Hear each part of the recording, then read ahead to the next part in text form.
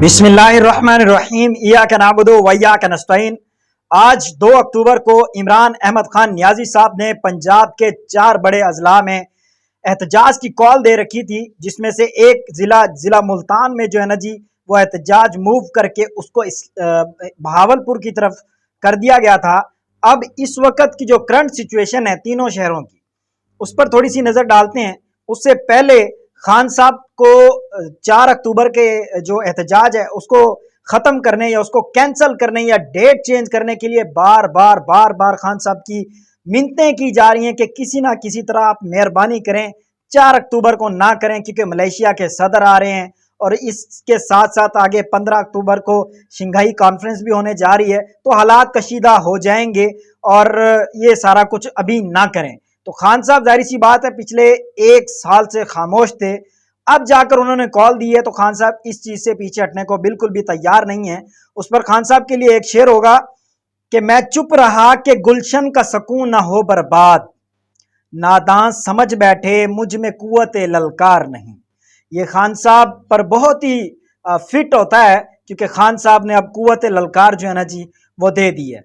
अच्छा, थोड़ी सी बात करते चलें। आज जो केस चल रहा है सुप्रीम कोर्ट में उसके ऊपर, उसमें जो बैरिस्टर अली जफर हैं उन्होंने कहा जी मुझे मेरी मर्जी के दलाइल देने दें वरना मुझे जाने की इजाजत दे दें। उस पर चीफ जस्टिस काजी फायज ईसा ने कहा, क्योंकि बैरिस्टर अली जफर ने कहा कि उन्हें इस केस में, क्योंकि आर्टिकल 63A की जो नजरसानी चल रही है इसमें इमरान अहमद खान साहब से मुशावरत करनी है, तो बैरिस्टर अली जफर ने उस पर यह बात की कि मुझे खान साहब के साथ मुलाकात भी करनी है और इस केस के हवाले से मुशावरत भी करनी है। तो काजी फायज ईसा साहब ने कहा कि आपने इमरान खान से मुशावरत करना थी तो कल बताते। सर, कल तो आपने बैरिस्टर अली जफर को बोलने ही नहीं दिया, कोई हुक्म जारी कर देते। माजी में वीडियो लिंक पर इमरान खान को बुलाया था, वकला की मुलाकातें भी करवाई थी। चीफ जस्टिस जनाब काजी, मुझे यकीन था आप इमरान खान से मुलाकात की दरखास्त को मंजूर ना करते। बैरिस्टर अली जफर। अच्छा, उसके साथ साथ आज बहुत ज़बरदस्त, यानी पीटीआई के जो वकला हैं उन्होंने काजी साहब को हिलाकर रख दिया है। पाकिस्तान तहरीक इंसाफ के जो वकील हैं मुस्तफ़ीन काज़मी सुप्रीम कोर्ट में पूरी अदालत के सामने काजी के मुंह पर बोल दिया कि आप फ्रॉड काजी हैं। और उस पर थोड़ी सी डिटेल में आपको बताता चलूं। काजी फायज ईसा की अदालत में थोड़ी सी गर्मा गर्मी भी देखने को मिली। जब बैरिस्टर अली जफर दलाइल दे रहे थे तो सैयद मुस्तफ़ीन काज़मी उठकर रोस्ट्रम पर आए और काजी फायज ईसा से कहा आपका बेंच जो कर रहा है वो बहुत ही गलत है। 500 वकील बाहर खड़ा है, मैं देखता हूं आप हमारे खिलाफ किस तरह फैसला देते हैं। कल से आप यहां पर बैठकर जो कर रहे हैं सब गैर कानूनी है। जस्टिस नईम अख्तर अफगान, जस्टिस अमीनुद्दीन को किस हैसियत से बेंच में शामिल किया गया। अब यहां तक तो थी सुप्रीम कोर्ट के बारे में। अभी थोड़ी सी बात करते हैं आज का जो एहतजाज हो रहा है। सर, जो एहतजाज हो रहा है उसकी डिटेल्स ये हैं कि बहावलपुर के तमाम खारजी और दाखिली रास्ते बंद कर दिए हैं। बहावलपुर को जो मुल्तान से पुल मिलाता है, जिसका नाम आप कह लें दरियाए सतलुज का जो पुल है, उस पर कंटेनर्स रख दिए गए हैं। ओवरऑल तमाम क्लोजिंग आने और आए बाहर वाले सारे रास्ते जो है ना जी बंद कर दिए गए हैं। इसी तरह मोटरवे M3 भी बंद है, M4 भी बंद है, ताकि फैसलाबाद लोग ना जा सकें। और साथ ही साथ मियाँ वाली जो है, यहाँ पे सबसे बड़े लेवल की जो कशीदगी हमें देखने को मिल रही है, बल्कि तीनों एरियाज में बहुत ज़्यादा है। मियाँ वाली में कुछ ज़्यादा है क्योंकि मुख्तलिफ अजला से टीमें मियाँ वाली भेजी गई हैं। वहाँ पे पथराव भी किया जा रहा है पुलिस की तरफ से, और कारकुनान और पुलिस आमने सामने है इस वक्त, और कारकुनान जो है उनका जज्बा और जोशो खरोश देखने के काबिल है। यहाँ पर मैं एक थोड़ी सी बात करूँगा उन गाड़ियों वालों से, उन लोगों से जो कंटेनर्स लेके आते हैं या जिनके वो होती हैं, जैसे बड़ी बड़ी कंपनियां हैं। तो मेरा ये सवाल पैदा होता है कि क्या आप लोगों को इस चीज़ का नॉलेज नहीं होता कि अगर डिस्ट्रिक्ट बहावलपुर के अंदर पाकिस्तान तहरीक इंसाफ ने एक एहतजाज की कॉल दी है तो भाई एक दिन पहले आप डिस्ट्रिक्ट बहावलपुर की टेरिटरी से आप अपनी गाड़ियां निकाल लो।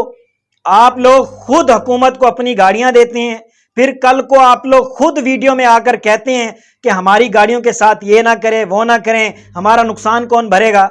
भाई ये जो एहतजाज की कॉल दी जाती है, आप लोगों को भी अच्छी तरह पता है पाकिस्तान की पॉलिटिकल कंडीशंस क्या हैं। आपको ऐसे सिनेरियो में, आपकी कंपनीज को ऐसे सिनेरियो में ऑपरेशंस बंद कर देने चाहिए। बिकॉज मेरा इस चीज में जाती एक्सपीरियंस है कि ऐसी सिचुएशन में बड़ी कंपनीज ये करती हैं कि उनकी एसओपीज होती हैं, अगर उनके पास कोई जल्दी वाला मटेरियल हो और ऐसी पॉलिटिकल इश्यूज में कस्टमर को जो है ना जी वो उस पर रिलाय करना पड़ता है, जो उनके क्लाइंट्स होते हैं। बट आप लोग जानकर ऐसे मामलात में फंसने की कोशिश करते हैं, फिर कल को आप लोग वीडियोस बनाकर कह रहे होते हैं, देखें जी हमारे शीशे टूट गए, देखें जी हमारे साथ ये हो गया, देखें जी हमारी गाड़ी रोक ली। दे भाई, आपको जब पता है एक जगह एहतजाज की कॉल दे रखी है, फैसलाबाद, बहावलपुर, मियां वाली, आप लोग हैं जो रोड्स बंद कराते हैं, आप लोग हैं जो सारा कुछ इनको प्रोवाइड कर रहे हैं। आप लोगों को चाहिए ऐसे मौके पर आप लोग भी साइडलाइन हो जाएं, आप ऐसे एरियाज में मूव करें, ऐसे रूट से मूव करें जहां आपकी गाड़ियां किसी भी इदारे के हाथ ना आए, पुलिस वालों के हाथ ना आए, जहां से वो आपकी गाड़ियां ले जाएं और रोड्स पर खड़ी कर दें ताकि लोगों का रास्ता रोका जा सके। ये एक जमहूरी मुल्क है और इस जमहूरी मुल्क में हर इंसान को ये हक हासिल है कि वो बाहर निकले और अपनी मर्जी की बात कर सके, अपनी मर्जी की पॉइंट कर सके, अपनी मर्जी का एहतजाज कर सके। आप मेहरबानी किया करें, अगर आपके रास्ते रोके जाते हैं या आपके कंटेनर्स गिराए जाते हैं तो फिर आपको इन चीजों को फिर बेयर करना पड़ेगा। अगर आप ये बेयर नहीं कर सकते तो मेहरबानी करके आप रास्तों में ना आया करें, आप दूसरी साइड पे चले जाया करें। इसी तरह अभी देखना यह है कि आज का एहतजाज जो है वो इस वक्त शुरू हो चुका हुआ है। बहावलपुर में भी लोग जमा हो चुके हैं, फैसलाबाद में भी जमा हो चुके हैं, और जो निसार जट साहब हैं फैसलाबाद, उनके डेरे का मुहासरा कर लिया है पंजाब पुलिस ने। देखने की तो बात यह है, अब फैसलाबाद में पीटीआई के पास तकरीबन कोई 9 एमएनएज हैं और 14 एमपीएज मौजूद हैं। अब देखना यह कि फैसलाबाद में किस कदर पीटीआई जो है ना वो पावर शो कर सकती है। मियां वाली आपको पता है खान साहब का घर है, वहां पे तो आपकी जरूरत ही नहीं पड़नी है, जाहिर सी बात है।